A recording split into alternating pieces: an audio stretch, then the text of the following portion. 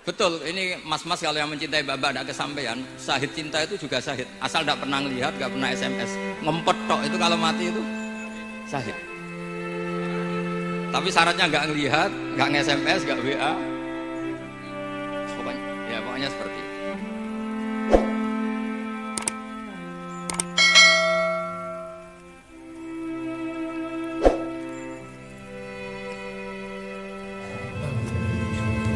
Bismillahirrahmanirrahim. Alhamdulillahirabbil alamin. Shiratal mustaqim. Khairil maghdubi 'alaihim waladdallin.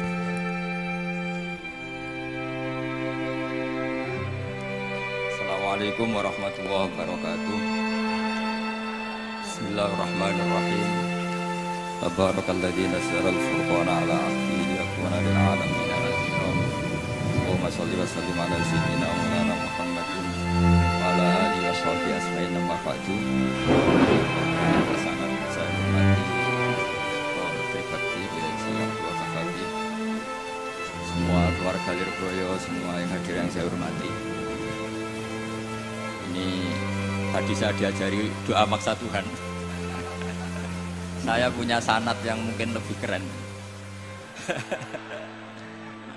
Jadi ada seorang Arabi berdoa di Raudhah, ya Allah, jika Engkau jadikan orang soleh, maka yang senang adalah kekasihmu.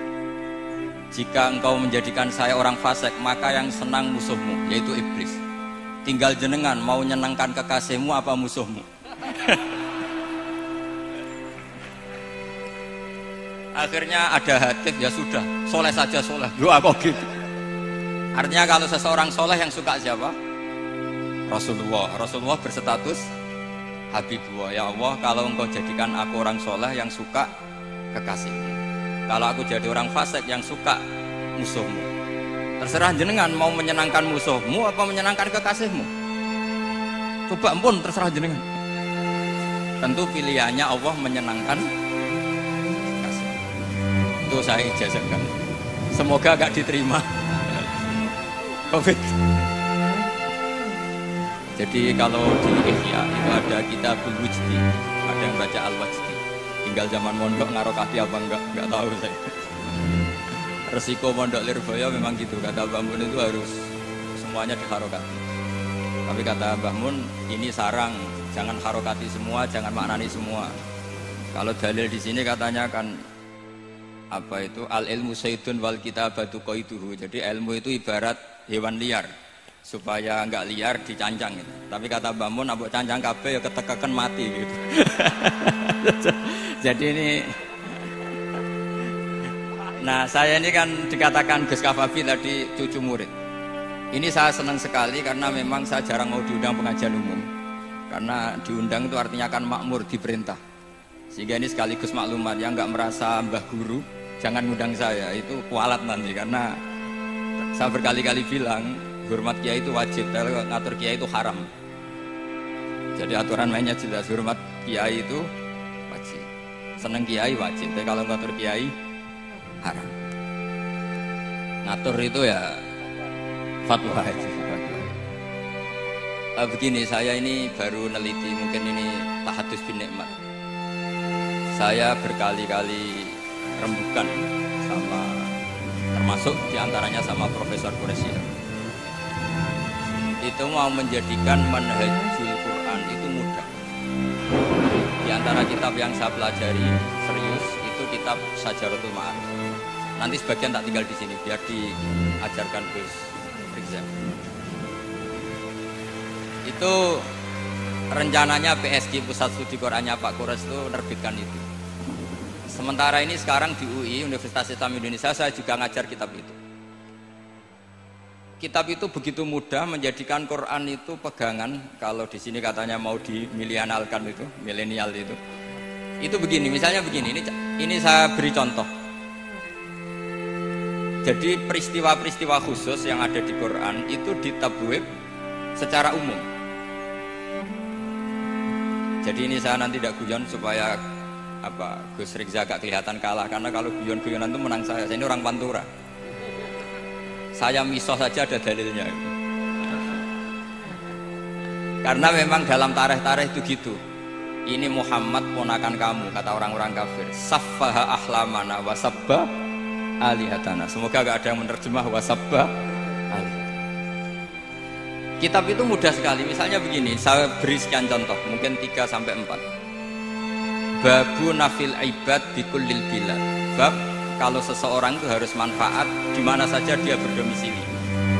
Terus beliau secara mudah bilang qala ta'ala hakian an Isa bin Maryam wa ja'alani mubarakan ainama kuntu. Saya adalah orang yang hidup di mana-mana itu membawa apa? Berkah.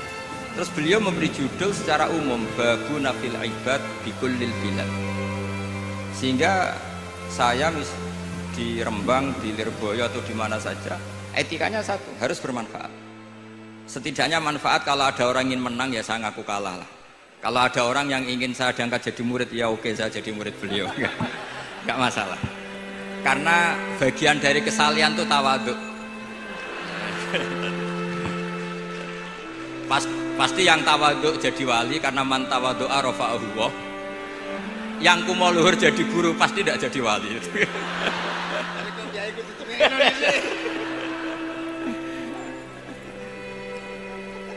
Terus ada bab yang sesuai dalam konteks Indonesia. Itu juga dibabkan umum, babu saddid dzara'i. Bab menutup pintu potensi-potensi yang enggak baik. Terus beliau mengutip qala ta'ala wala tasubbul ladzina yad'una min dunillahi fayasubbullaha adwam bighairi ilm. Jadi dulu para sahabat saking semangatnya berislam, itu saking semangatnya itu sering bilang jancuk lata, jancuk uzza. Jadi ini tidak jauh-jauh dari misoh karena memang sudah dicap cangkem elek tadi. Terus mereka tanya, lalu kalau Tuhan saya jancuk, bahayanya jancuk juga Tuhan kamu. Akhirnya Allah bilang gini, Muhammad, umatmu kandhani aja misoi bro, lo kurbane aku. Makanya terusannya ayat fayasubbuha adwam bil khairi. Dan itu oleh Syekh Izzuddin bin Abdissalam yang dikenal sebagai Sultanul Aulia itu dibabkan mudah sekali. Babu saddid dzara'i. Jadi kalau kamu ingin Allah tidak dipisoi, Islam tidak disakiti, kamu jangan menyakiti agama lain. Itu bagian dari mencintai Islam. Jangan kira kita hormat sama agama lain karena ikrar, tidak, itu bagian dari mencintai Islam. Terus mengutip sekian hadis, la yasubbur rajulu abahu. Sebagian riwayat la yal'anur rajulu abahu. Ada yang baca la yal'ani, terserah lah. Kalau nahia la yal'an sapa rajulu, terserah. Apa khobar bimanal amri apa bacanya la yal'an itu bisa dipasul masail nanti. Jangan sampai seseorang tuh misoi bapaknya. Kata para sahabat, wa kaifa yasubbur rajul abahu. Bagaimana mungkin seseorang misoi bapaknya sendiri? Kata Rasulullah, yasubbu abar rajuli fayasubbu abah. Wa yasubbu ummar rajuli fayasubbu ummah. Dia misoi bapaknya orang lain kemudian dibalas bapaknya di Ini penting saya utarakan. Jadi mudah sekali. Terus dibabkan di bab umum itu babu saddid dzara'i. Sehingga peristiwa yang khususiyah ini menjadi bisa ditarik kesimpulan secara umum dan Quran maupun hadis mengawal kita ila yaumil kiamah. Karena kita ada kehilangan stok untuk memaknai Quran dan hadis dengan cara yang diajarkan Syekh Izzuddin bin Abdissalam yang kita kenal, beliau termasuk Sultanul Ulama. Contoh ketiga ini yang paling penting dan itu saya sering utarakan. Beliau bikin judul la yutrakul haqqu li ajlil batil. Kebenaran tidak boleh ditinggalkan hanya karena banyak kebatilan. Uniknya apa? Beliau pakai dalil, saya yakin seorang dokter Riza pun nggak terlintas kalau itu ada. Meskipun bikin rumus istihad tadi yang nggak ada kembarannya tadi. Karena ulama yang waras ya nggak ingin ngembari rumus seperti itu. Memang nggak perlu dikembarin, apalagi dosen-dosen tribakti itu nggak suka. Ini padune ra kuat gaji kan gitu. Itu kan dalih ya, dalih supaya ngirit ya. Wes mulang gak arep-arep gaji barokah. Itu mesti kong kali kong sama bendara ya. Karo yayasan itu. Itu ada judul la yutrakul haqqu li ajlil batil. Itu uniknya beliau hanya dalil inna sofa wal marwata min sya'airillah faman hajjal baita wa i'tamara fala junaha alaihi ayyat tawafa bihi. Sofa dan marwah itu hakikatnya adalah min sya'airillah, termasuk syiar-syiarnya Allah. Maka siapa yang haji maupun umroh enggak apa-apa. Allah dalam bahasakan itu enggak apa-apa, fala junah enggak apa-apa, terus saja tawaf di situ. Memang dalam bahasa Quran tidak bahasa sa'i tapi pakai bahasa tawaf, ayat tawaf. Kata Sayyiduddin bin Abi Salam, di sofa ini ada Isaf nama berhala, di Marwah ada Nailah juga nama berhala. Yang orang-orang jahiliyah dulu ini menyembah dua berhala ini. Karena ada berhala mereka merasa risih kalau ibadah ritual tauhid di situ. Tapi kata Allah, teruskan saja kamu tawaf di situ atau sa'i di situ. Artinya apa? Kebenaran tetap diperintahkan meskipun ada kebatilan. Jadi gampang sekali. Terus beliau bikin judul la yutrakul haqqu li ajlil batil. Barang hak itu tidak boleh ditinggalkan karena barang batil. Saya di mana-mana kalau boleh dikatakan fatwa. Kalau ada orang mati karena narkoba atau karena mendem atau karena koplo atau karena oplosan, itu kita sebagai kiai datang saja. Tapi tidak harus kiai yang top kayak Gus Rizal. Salah satu kiai datang. Karena sekali kita tidak datang, mereka akan menciptakan tradisi baru dalam penguburan. Kiai ratekong, soleh-soleh ratekong, dipendem ala mereka. Didekno ambek diminumi arak.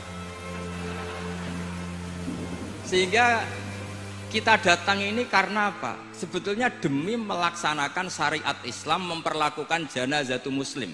Kita kelola secara Islam. Meskipun mangkel, kita mangkel, wong mati kok oplosan. Mati-mati pas sujud kan keren. Atau mati karena gaji terlambat kan keren. Ini mati kok. Atau mati karena miskin telat apa? Gaji kan keren, tirakat lah kona'ah. Nah. Betul, ini mas-mas kalau yang mencintai mbak-mbak tidak kesampaian, syahid cinta itu juga syahid. Asal tidak pernah lihat, tidak pernah SMS. Ngempet tok itu kalau mati itu syahid.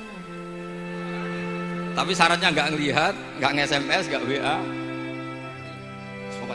Pokoknya seperti itu.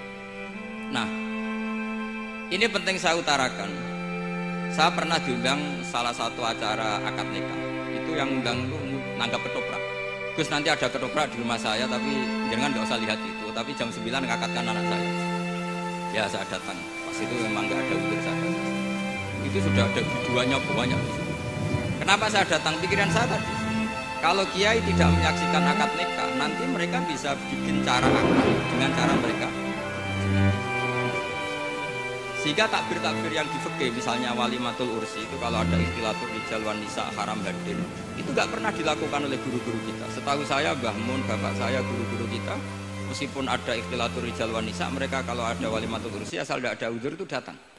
Karena la yutrakul haqqu li ajlil batil. Padahal jelas di Bajuri, di Anatut Thalibin, jika hunaka muharramun harumal hudur. Entah kalau Gus Rizal baca hurrimal hudur atau harumal hudur, tidak tahu. Saya ini kan bisa debat ini.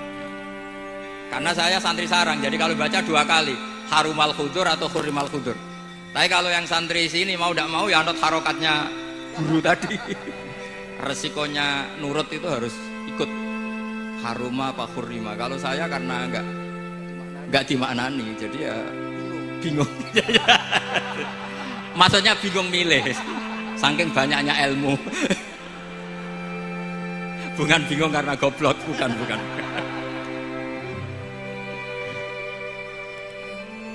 Ini penting saya utarakan. Jadi judul itu penting sekali. La yutrakul haqqu li ajlil. Contoh keempat, babu tolabil manzilah. Seorang yang terpercaya itu boleh cari pangkat di pemerintahan. Beliau dalilnya gampang sekali. Yusuf ketika merasa mampu mengendalikan ekonomi, ketahanan pangan zaman itu, beliau matur ke Aziz, ke penguasa Mesir, qala ja'alni ala khazainil ardh. Jadikan saya sebagai pengelola hasil bumi. Ini hafizun alim, saya ini orang terpercaya, saya ini orang yang pinter. Maka ngaku pinter itu boleh asal pinter betul. Karena Nabi Yusuf bilang ini hafizun alim. Ini sudah 4 sampai berapa? 7 sampai 7. 5 aja nanti ilmunya habis. Jadi saya mohon nanti kitab itu saya tinggal satu, tolong dipelajari teman-teman supaya apa ya, ada cara mudah. Dan kitab itu pernah dibaca Syekhina Kiai Maimun di Sarang, pernah tak bawa ke Jakarta, saya diskusikan dengan Pak Profesor Quraisy Shihab. Terus sekarang juga dalam proses diterjemah. Tapi saya mohon ini yang nggak penting, terjemahannya itu nggak penting. Ini anak-anak Lirboyo kan bisa ngartikan sendiri, bukan sekedar terjemah tapi ngartikan sendiri. Itu unik, cara memahami itu unik sekali dan mudah. Jadi setiap peristiwa khusus itu diberi judul umum. Nah barokahnya judul umum ini, Quran itu menjadi ngawal kita ila yaumil. Tapi kalau itu kamu anggap ini peristiwa Yusuf, ini peristiwa Yakub, peristiwa Ibrahim, maka seakan-akan Quran itu tidak untuk kita. Makanya tadi, misalnya wala tasubul ladina dibabkan babu satbid daro'eh. Itu semudah itu, segampang itu. Sehingga dalam kitab Minhajul Abidin diterangkan ada seorang wali yang takut dosa karena banyak perempuan cantik yang pakai celana pendek, banyak bulat di dunia ini. Singkat cerita dia uzlah, dia santai-santai di gunung makan rerumputan. Terus ada wali yang kelasnya lebih tinggi. Kamu di sini ngapain uzlah? Kenapa? Meninggalkan dosa. Terus digojlok sama wali yang lebih senior. Kira-kira ya saya gojlok Gus Rizal gitu. Kata si wali yang lebih senior tadi, taraktum ummata Muhammadin fi aidil mubtadi'ah. Sebetulnya kamu itu tidak menghindari dosa, tapi malah parah. Ketika umat tidak kamu pimpin, artinya membiarkan dipimpin kelompok lain. Dan itu bisa orang ahli bid'ah, bisa orang kafir, bisa yang lebih menyesatkan. Jadi uzlah itu tidak solusi. Ini pentingnya pembanding. Jadi gak apa-apa nanti setelah saya ngisi, dikasih kesempatan untuk bully saya, gak apa-apa. Saya terlalu sakti untuk dikalahkan. Jadi artinya muhibbin saya itu gak ngefek lah kalau saya diadili siapa? Gus Rizal. Gak ngefek. Jadi menurut saya nanti tak kasih kesempatan untuk ngadili saya gak apa. Terus setelah itu selesai, saya tidak jawab lagi. Sebagai latihan calon wali itu harus sabar, man. Jadi wal kadhiminal ghaidha wal afina anin nas. Jadi setelah saya dibully nanti saya bilang sudah saya maafkan, wassalamualaikum, terus gitu.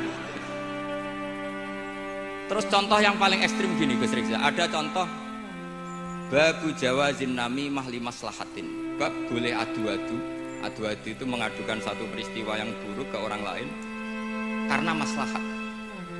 Itu contohnya unik sekali. Saya ini bingung, masa ada namam atau namimah kemudian ditoleransi.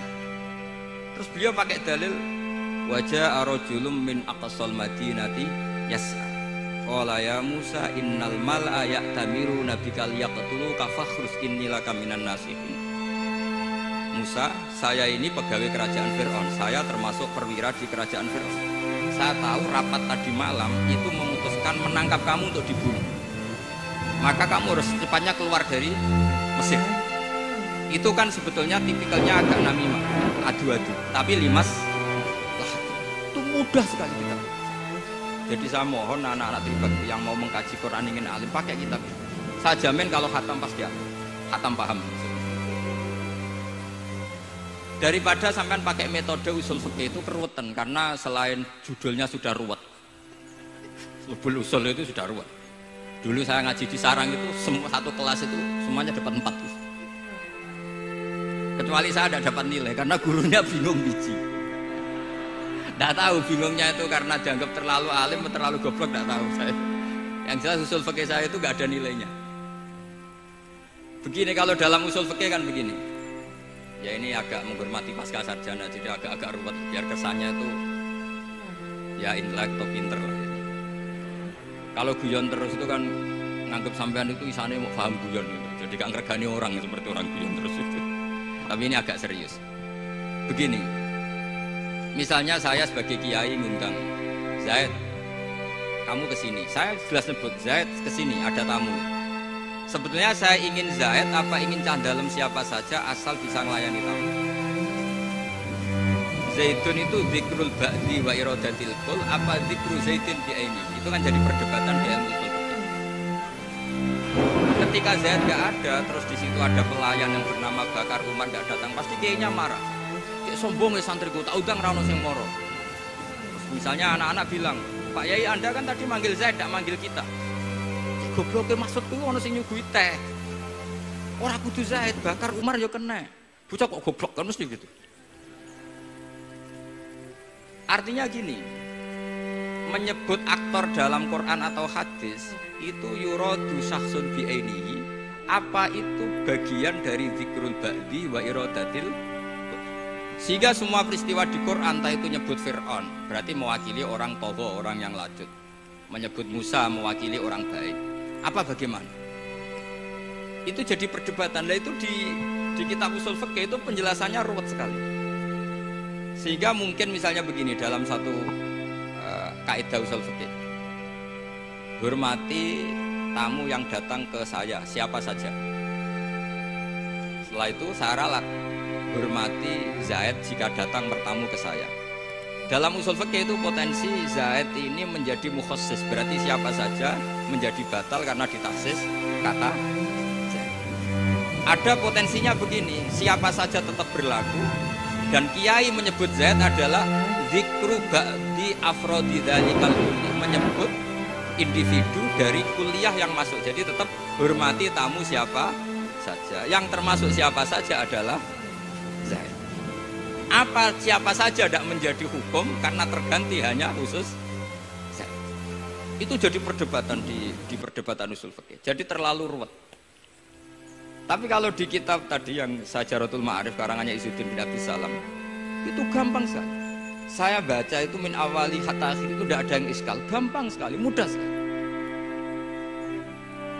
Karena tadi mungkin dikarang ahlinya dan dibaca oleh ahlinya, jadi gampang sekali ini. Jadi semudah itu, istidlal itu gampang sekali.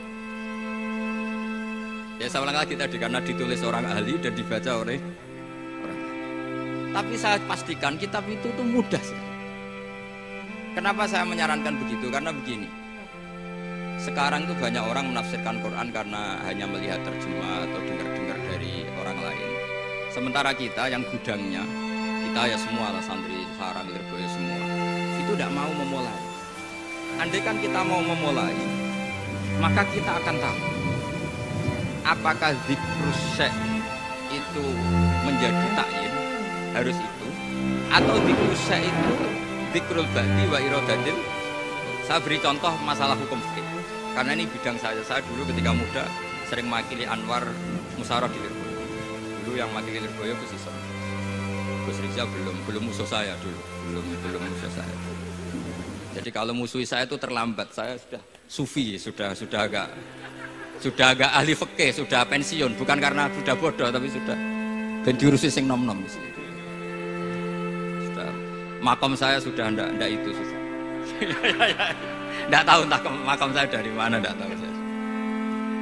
Misalnya begini, saya beri contoh. Di antara yang nggak boleh dalam pernikahan adalah wa an tajma'u bainal ukhtain. Menikahi mbaknya plus adiknya, fi nikahin wahid, tahta rajulin wahid. Jadi nggak boleh mempoligami mbak bersama adiknya. Kalau kita percaya zahirun nas, maka yang haram hanyalah wayoh atau berpoligami mbak dan adik. Dan itu bahaya kalau Anda memahami seperti itu. Zaman Rasulullah Sugeng ngendikan ditambahi satu tok sama Nabi. Wala benal mar'ati wa ammatiha wala benal mar'ati wa kholatiha. Itu kalau orang Jawa kan satu, karena bulik dan bude orang Jawa itu sama, dari bapak ya bulik, dari ibu juga bulik. Tapi kalau orang Arab bilang min jadil am disebut amma, min jadil dikatakan kholah. Nabi zaman Sugeng itu hanya nambah itu tok. Juga agak boleh menikahi ponaan plus buliknya atau menikahi buliknya plus ponaan. Kemudian oleh ulama fikih ditambahi satu kaidah. Dua perempuan yang kalau saja laufurido itu kalau saja diandekan yang satu lelaki tidak boleh nikah, maka orang ini tidak boleh dijamu dikumpulkan tahta rajulin wah. Berarti memasukkan siapa saja? Mbah dan cucunya, perempuan dan buliknya, perempuan dan saudara. Artinya gini, andekan yang disebut Quran itu menjadi itu saja hukumnya, maka yang haram poligami hanya ngumpulkan mbak dan adiknya, karena Quran hanya bilang wa antajma'u bainal. Tapi tentu itu kebodohan. Mesti gak tahu ngaji usul fikih. Kitab yang pantangannya orang banyak, ya pantangannya gurunya bareng. Jadi itu bukan pantangan muridnya saja, ya pantangan gurunya bareng. Akhirnya apa? Itu kita analisis bahwa ini mimba bi dzikril ba'di wa iradatil. Mungkin ada ulama yang era Imam Syafi'i meredaksikan wa antajma'u bainal ukhtain ibaratun anil jam'i bainal mahramin. Apapun itu, tetap ukhtain di sini itu satu percontohan mengumpulkan dua perempuan yang ada hubungan mahram, entah karena saudara kandung atau bulik bude atau mbah sama cucu. Lalu pertanyaannya, kenapa Quran tidak menyebutkan mbah dan cucu? Kebayang nggak misalnya Gus Rikza nikah orang perempuan cantik umur 25 plus mbahnya umur 70 tahun?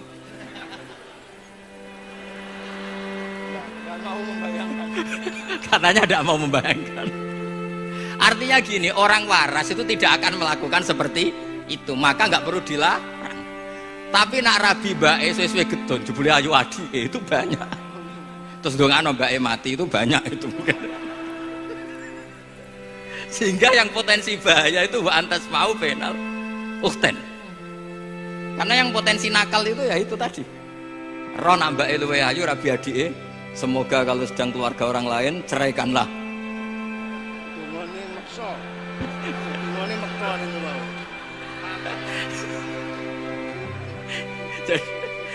Jadi ini penting saya utarakan. Jadi ini serius tapi saya tetap rileks. Jadi mohon dipelajari lah usul fikih. Kalau usul fikih Anda kesulitan, pelajari saja kitab Syajaratul apa? Nanti kitabnya saya titipkan tak siapa saja Pak. Insya Allah sampai ke kursi apa kitab Syajaratul Ma'arif. Itu menurut saya kitab terbaik dalam mempermudah memahami Quran. Ya modelnya begitu, misalnya tadi babu nafil ibad bikulil bilad, bab seorang hamba sebaiknya di mana saja bermanfaat. Terus cerita tentang Nabi Isa wa ja'alani mubarakan aina maku. Saya masih ingat baca kitab supaya Pondok Lirboyo bangga bahwa cucu muridnya alim alama. Jadi ini bagian dari itu. Wong putu muridnya wae alim, bangkune murid Lirboyo ora alim, wong putune wae alim kan gitu. Jadi kalau sampean ndak alim dosa gede. Saya kata Gus Kafabi kan putu murid, wong putune wae alim mosok muridnya gak alim. Awas nak keman gak alim, sini-sini wong. Jadi harus mengkaca putune wae alim, apalagi anaknya pas.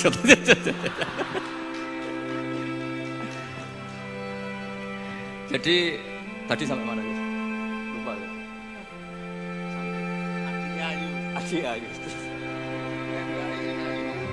Ditungakno tadi. Ya ditungane bentang mati adike Tapi adiknya mati Gus. Saya teruskan lagi ya. Jadi kalau saya masih ingat baca kitab karangannya Imam Syafi'i dalam tema yang mirip ini. Ketika beliau ditanya, boleh ndak seorang lelaki uzubah tidak nikah? Waqad qala Rasulullah sallallahu alaihi wasallam andika sunnati faman raghiba an sunnati faleza min. Itu kata Imam Syafi'i. Ya kalau dia tidak nikah karena benci sunnah Rasulullah itu buruk, tapi kalau karena takdir dia tidak suka nikah atau enggak payu rabi ya enggak apa-apa. Terus Imam Syafi'i ditanya, apa dalilnya? Jawabnya Imam Syafi'i itu rileks sekali. Inna wa ta'ala dzakara abdan sholihan wa wasofa bi annahu hasur. Terus beliau baca ayat wasayyidaw wa hasura wa nabiyyam minas sholihin. Allah itu menyebut sekian hambanya yang soleh, dan di antara hambanya yang soleh itu berstatus hasur, orang yang tidak nikah. Artinya tidak nikah itu bukan mengganggu kesalehan, maka uzubah itu halal. Semudah itu dulu orang memahami Quran. Kok sekarang jadi sulit itu salah gurunya apa salah muridnya? Jadi ini cobalah di apa ya, saya memang ingin supaya Pondok Lirboyo itu mudah sekali paham Quran. Saya ini termasuk heran ya, kenapa saya yang ngomong tafsir itu menurut saya biasa saja sama. Tapi saya kata orang banyak itu sudah mufassir. Kenapa saya ngomong biasa saja? Karena ya tadi dengan perangkat-perangkat ilmu kayak usul fikih, kayak fikih sendiri, termasuk kitab saja, memang memahami Quran itu gampang. Wong kafir saja bisa paham. Umar ketika paham Quran itu belum Pondok Lirboyo. Masih kafir. Nggak pernah jadi mustahik. Apalagi wakil rektor, nggak pernah. Tapi ketika adiknya Fatimah baca Quran, Toha ma anzalna alikal Qur'ana litashqa illa tazkiratan liman, itu dia faham dan menjadi masuk Islam. Itu coba fahamnya itu sama ngajinya dulu mana? Dulu fahamnya karena Quran itu muyassar, mudah. Pernah ada seorang ustadz yang mungkin kalau sekarang agak ekstrim lah. Sama ndak usah bilang cingkrang, ndak usah, pokoknya agak ekstrim. Kamu kok senengannya nuduh orang itu. Sampai saya kadang ketularan. Saya ini orang baik, gak suka nuduh orang. Itu ada orang yang agak ekstrim itu. Datang ke Harun Ar-Rasyid. Ya Amirul Mukminin, ini nasihun laka famusaddidun alaika. Fala tajidanna alayya fi nafsika syai'an. Saya ini orang baik-baik, ingin nasihati jenengan, cuma saya agak kasar. Musaddid itu agak kasar. Dalam bahasa Arab musaddid siddah itu kasar. Kasar atau tegas, kasar lah. Dalam konteks ini maknanya kasar. Fala tajidanna fi alayya fi nafsika syai'an. Mohon jangan dimasukkan hati. Apa kata Harun Rasyid? Ngendikan itu mudah sekali dan itu sangat Qur'ani. Kata Harun Ar-Rasyid, uskut ya ustaz. Sebagian riwayat uskut ya jahil. Hei orang bodoh, kamu diam. Inna Allaha ta'ala ba'atha man huwa khairun minka ila man huwa syarrun minni. Wa ma'a dzalika qala ta'ala faqula lahu qawlan layyinan la'allahu yatadzakkaru aw yakhsha. Kamu diam hei ustaz bodoh. Allah Ta'ala itu mengutus orang yang lebih baik ketimbang kamu, yaitu Nabi Musa, ke orang yang lebih buruk ketimbang saya, yaitu Fir'aun. Itu saja harus beretika. Faqula lahu qawlan layyinan. Kok kamu sama-sama muslim mau main kasar sama saya? Kitabnya mana? Kira-kira seperti itu.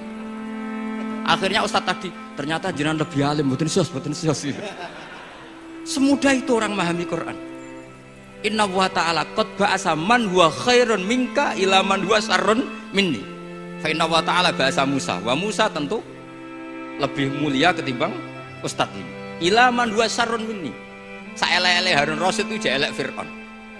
Musa yang Rasul yang orang sangat baik diutus ke orang yang sangat buruk yaitu Fir'aun, itu saja beretika faqula lahu qaulal layyin, harus sopan. Jadi kayak apa? Saya bayangkan kayak apa bahagianya kita kalau melihat santri-santri ini memahami Quran seperti ini. Itu kan mudah, nggak perlu dokter, bisa juga perlu. Bisa, maksudnya bisa.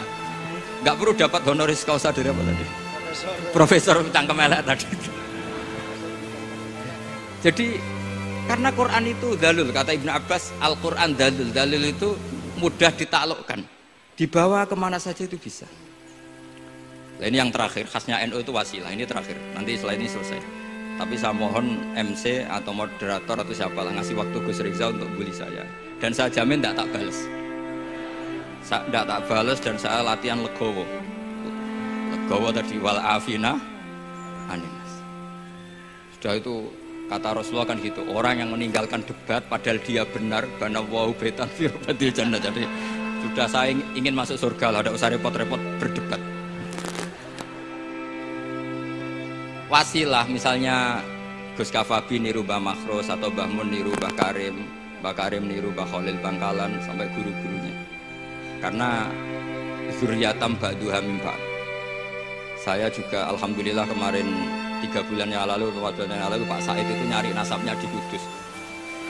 Kebetulan beliau sudah dengar kalau saudaranya Mbah Sahal itu sepupunya Mbah saya, nyari-nyari ketemu beliau senang sekali. Cuma terakhir tanya saya, Gus, saya dengan kamu tua mana?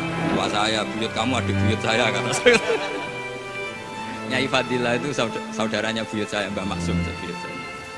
Yang di Pondok Damaran, saya sampai sekarang masih ngajar di Pondok Damaran, belakangnya Masjid Menoro. Mbah Mun pernah cerita gini, orang itu banyak yang anti wasilah. Wasilah itu ya niru guru, gurunya guru. Langsung niru Kanjeng Nabi atau langsung niru pangeran. Itu Mbah Mun saya masih ingat betul dalilnya, mau ihdinas siratal mustaqim siratal ladzina an'amta 'alaihim. Jalan yang lurus adalah mengikuti orang-orang yang telah engkau beri nikmat. Kenapa Allah tidak menghentikan siratoka, jalan kamu, jalan engkau? Allah itu tidak makan. Bagaimana cara kita niru Allah makan? Wong Allah tidak makan. Allah tidak tidur. Bagaimana kita niru Allah tidur? Fa inna Allaha la ya'kulu wa la yanam wa la yashrab. Nah, niru itu ya orang. Kata Bamun, karena manusia itu hadis, Allah itu qadim. Jadi tidak ada hubungannya barang hadis dan barang qadim. Jika kalau ingin niru ya niru manusia. Manusia itu siapa? Ya tentu masternya Rasulullah. Tapi kan walau lala ulama lama arafnal anbiya. Tanpa ulama kita tidak tahu Nabi melakukan apa, karena ini butuh sanad. Masyhur itu, walau la murabbi lama arafna rabbi. Tanpa murabbi kita tidak tahu rabbi. Ini penting saya utarakan, sehingga di Quran itu setiap orang baik itu disebutkan orang-orang baik itu siapa? Ulaikal ladzina an'ama Allahu 'alaihim minan nabiyina min dzurriyyati Adam wa mimman hamalna ma'anu wa min dzurriyyati Ibrahim wa Israila wa mimman hadaina wajtabaina. Selalu orang baik itu diceritakan orangnya dan ngikuti orang juga. Ulaikal ladzina hadahum wa fa bihudahum muqtadi. Kenapa? Karena kita tidak bisa niru Allah, karena Allah itu tidak makan, tidak minum, tidak tidur, tentu tidak nikah. Tapi sekarang orang tuh geger, manut guru-guru ra mesti bener. Sing marai kaidah nak guru ra mesti bener tuh kita. Kita setiap ngajar di Lirboyo di Sarang bilang selain Rasulullah Muhammad tuh tidak maksum. Jadi mereka ketinggalan kalau ngomong kiai ra mesti bener. Tahu kita mulai kecil diajarin selain Nabi kok ora maksum. Dekne ro ilmu anyaran kok ngandani sing mulai bayi alim, itu kan lucu. Kita mulai dulu tahu selain Nabi itu tidak maksum. Kok malah dikandani kiai tidak mesti bener, kenapa diikutin? Udah tahu kalau kiai tidak mesti bener. Cuma kalau kiai tidak mesti bener, nak kue mesti ra bener. Lagi-lagi gerakan cangkem elek kan gitu. Kalau kiai itu hanya mungkin tidak bener, kalau kamu mesti tidak bener. Ini penting saya utarakan sehingga mudah sekali. Apa dalilnya wasilah? Ya kita jawab saja. Ihdinas siratal mustaqim, siratal ladzina an'amta. Semudah itu Quran dipahami ahlinya. Tapi sekarang kok memahami Quran jadi sulit, saya menjadi tidak tahu. Ya seperti tadi Izzuddin bin Adi Salam itu banyak dalil la yutrakul haqqu li ajlil batil. Itu contohnya itu hanya innas sofa wal marwata min sya'airillah. Ketika sofa dan marwah belum steril dari berhala-berhala itu, ketika Ka'bah belum steril dari berhala-berhala itu, Nabi tetap tawaf di Ka'bah, tetap sa'i di sofa dan marwah. Kemudian itu disimbolkan la yutrakul haqqu li ajlil. Segampang itu agama. Tapi kenapa menjadi sulit? Jadi saya mohon sekali karena kitab itu sedang dikaji di PSK Pusat Studi Quran, juga dikaji di pondok saya. Dulu Syekhina Maimun pernah baca juga. Sekarang di UII yang ngajar saya. Jadi saya ingin, dan itu diajarkan ditulis lah oleh ulama sing ma'ruf, bahkan gelarnya Sultanul Ulama.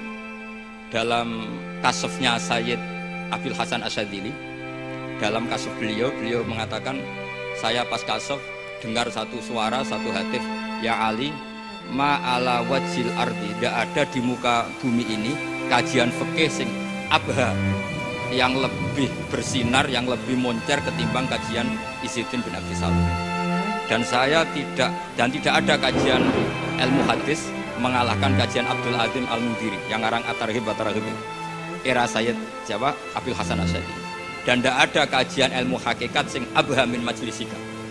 Dan alhamdulillah kita punya kitab itu, Qawaidul Ahkam Syajaratul Ma'arif Izzuddin bin Abi Salam. Juga kita punya kitab Abdul Azim Al-Mundhiri karena kita pakai At-Targhib wa Tarhib itu mukhtasornya Muslim juga. Dan tentu kita juga punya Abul Hasan Asyadzili karena kita rata-rata ngaji hikam, kita tahu hikam adalah muridnya Abul Abbas Al-Mursi dan beliau adalah muridnya Abul Hasan Asyadzili. Sehingga kita insya Allah ngalami dzurriyatam ba'duha min ba'd, baik dzurriyah nasabiyah maupun dzurriyah sababiyah. Kayak saya tadi dikatakan Gus Kawabi putu Lirboyo karena Mbah Mun ngaji di Lirboyo. Dan saya bangga karena bisa bully jenengan semua, nak putune wae alim maupun meneh anake. Mun sepakat nak putune wae alim maupun meneh anake. Pun assalamualaikum warahmatullahi wabarakatuh.